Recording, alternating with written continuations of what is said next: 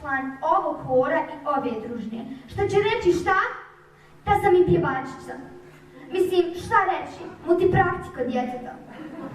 Pozivam sve učesnike i prijatelje Slavuja da nam se pridruže na sceni da zajedno otpjevamo pjesmu Djeca su ukras svijeta.